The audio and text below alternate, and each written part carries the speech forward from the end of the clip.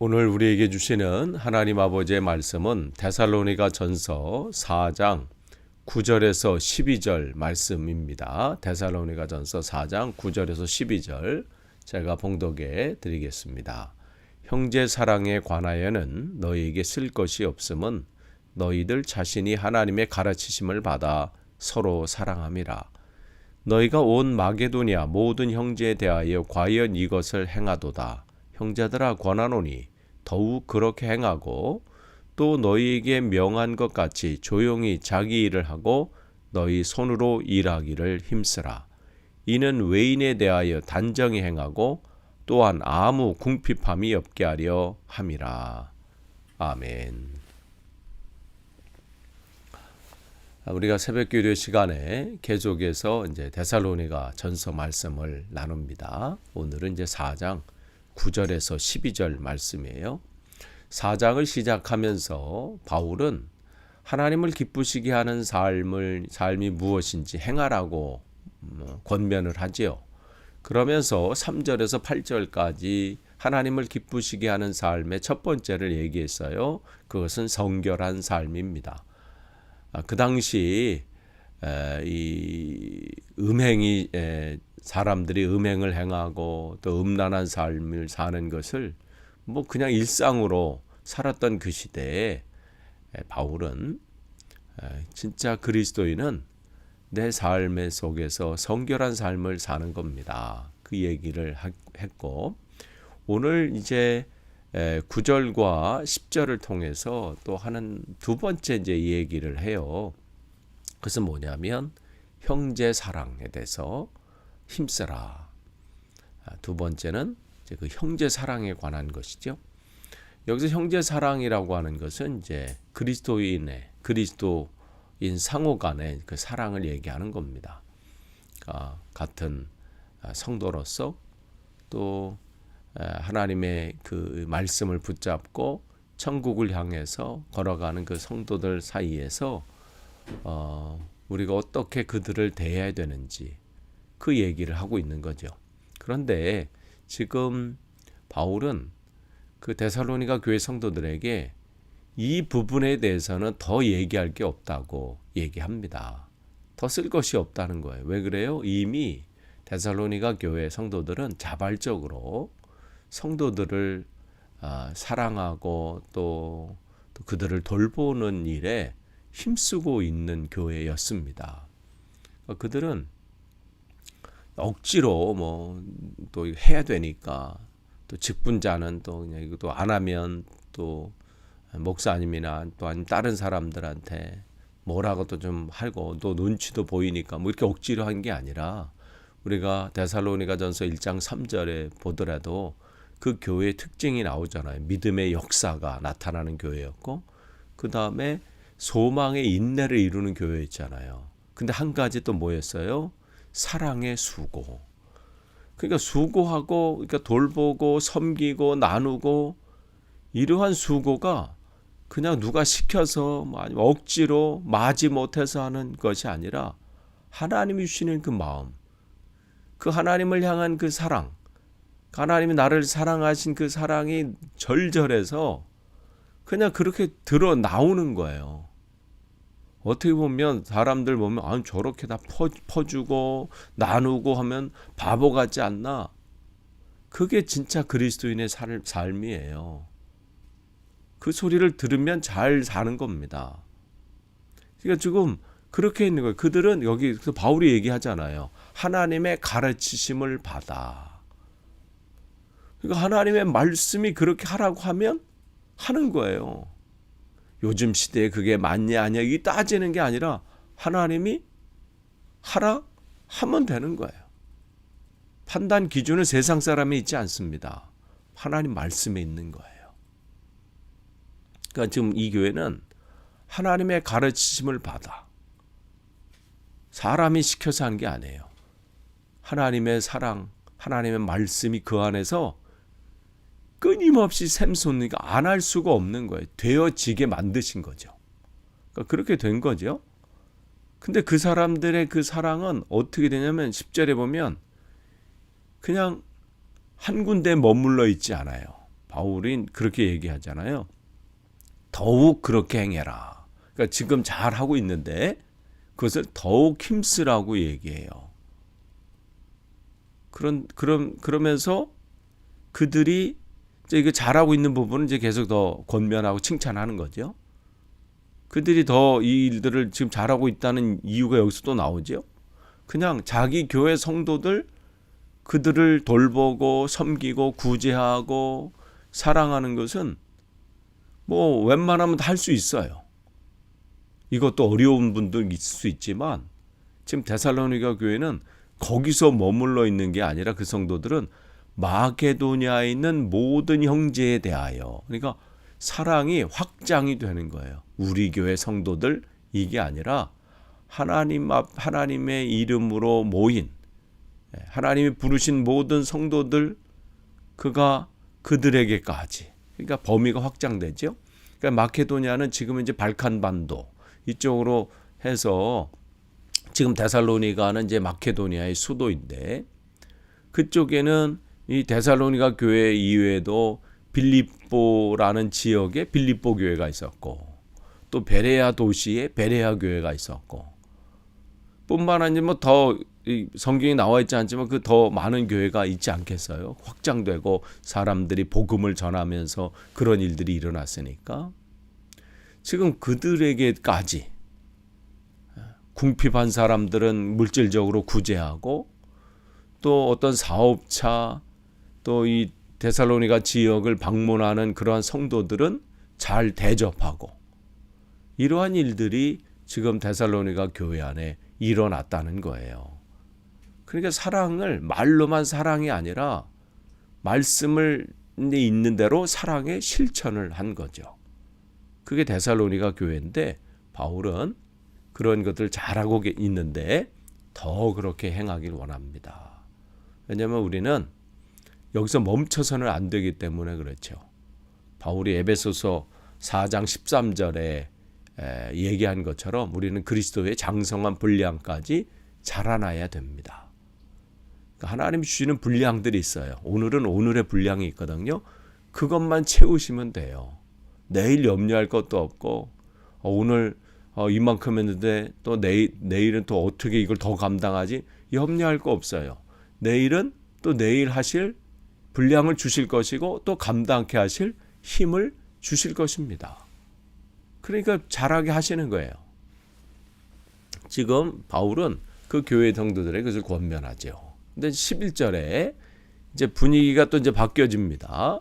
그러면서 거기에 이제 4장 5장은 이제 1장부터 3장까지는 그들의 잘하고 있고 감사하고 또 뭐 이런 부분이라면 4장부터 5장은 미리 뭐 이번 주에 말씀드린 것처럼 그들의 어떤 부족한 부분들이 보이잖아요. 그래서 그런 부분들을 얘기하고 있는데 특별히 지금 이 데살로니가 지역에 어떠한 일들이 있냐면 곧 주님께서 다시 오신다. 그러면서 재림을 준비해야 된다는 그러한 이야기들, 또 그러한 분위기가 또 일어나면서 어떤 사람 중에는 지금 내가 일하는 것이 뭐가 중요한가? 지금 다시 오실 주님을 기다리고 빨리 지금 이 일들을 위해서 복음을 전하고 또 준비하는 것이 중요하지 지금 일할 때가 아니다. 그렇게 선동하는 사람들이 있었던 것 같아요. 그러니까 이제 내일서부터 이제 볼 그 내용에서도 계속해서 이제 이 재림에 대한 부분들, 그러한 부분들이 이제 나오기 때문에 그렇습니다. 그러면서 이제 여기에서 그런 거예요. 자기 일을 포기하는 사람들에게 어떻게 해요? 조용히 자기 일을 하고 이렇게 얘기하는 거죠. 생업을 포기하면서까지 하는 게 아니라 자기 일을 하면서 우리에게 맡겨진 사명을 감당해야지 자기 생업을 포기하고 모든 것을 다 내려놓고 그렇게 하지 말라는 거죠. 한때 그런 적이 있잖아요. 우리도 한국에 뭐 재림 예수가 온다 해가지고 모든 것을 다 그냥 포기하고 산속에 들어가가지고 그런 어리석은 행동을 했던 그런 사건들이 기억이 납니다.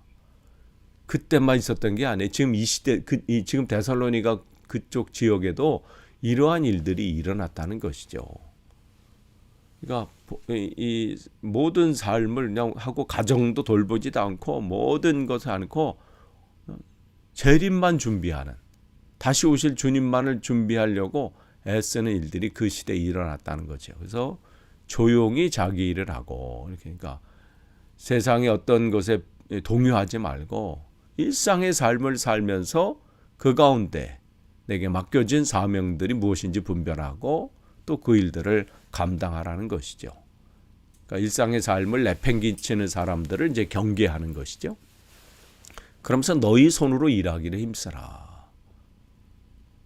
그 시대에 당시 헬라 세계에서는 손으로 일하는 일을 굉장히 천박하게 생각했습니다.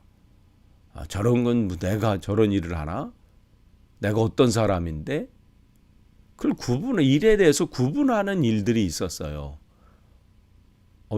내가 그래도 이런 사람인데 저런 일을 할 수 있나?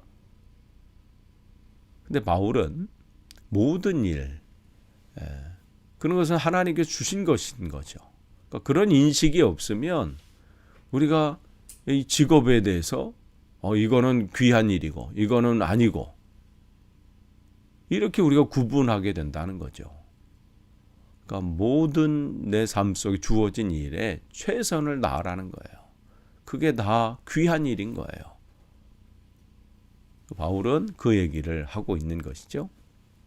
그러면서 12절 끝을 보시면 외인에 대하여, 외인이라는 것은 이제 그리스도인이 아닌 사람들을 말하는 거죠. 그들 앞에서 단정히 행하고 이렇게 얘기하고 있어요. 단정히 행한다. 그 얘기는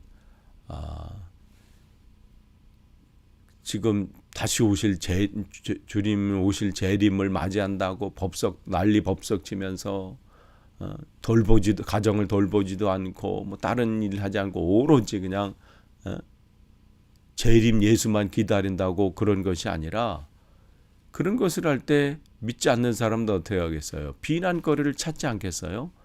아이고 교회 다니더니 뭐 저렇게 된다 뭐 이렇게. 지금 바울은 그런 책잡을 일을 그들에게 주지 말고 우리의 삶을 신실하게 살고 맡겨진 일을 감당하면서 이 주어진 이 복음을 함께 또 전하고 그렇게 하라고 지금 이 데살로니가 교회 성도들에게 권면하고 있습니다. 지금 중요한 것이 무엇인지, 또 지금 우리가 이 시대에 어떻게 해야 되는지를 분별하는 것이죠. 또한 거기서 이제 아무 궁핍함이 없게 하려 함이라. 그러니까 조용히 자기 일을 이제 11절에 하라 이렇게 얘기한 것은 두 번째가 바로 여기 있죠. 물질적으로 궁핍한 삶을 살지 않도록. 그러니까 지금 재림 예수를 기다린다고 하면서 이들의 생각은 어떤 생각들이 이 시대에 있었냐면, 우리가 이렇게 지금 하나님만 바라보고 살면 모든 하나님이 채워주실 텐데 하면서 자기 일을 그러면서 일은 안 해. 어떻게든 하나님 먹여주시겠지, 하나님이 채워주시겠지, 일하지 않아도 하나님의 도와주실 것이라는 잘못된 신앙. 우리의 삶도 그럴 때 있잖아요. 내가 하나님의 길을, 하나님의 원하는 하나님이 기뻐하시는 그 길을 걷지 않으면서 자기 욕망과 욕심, 그것을 기도의 제목으로 내놓고 또 그것이 하나님 앞에 이루어지기를 바란다면 그 어떻게 되겠어요? 우리가 해야 될 일은 뭐예요?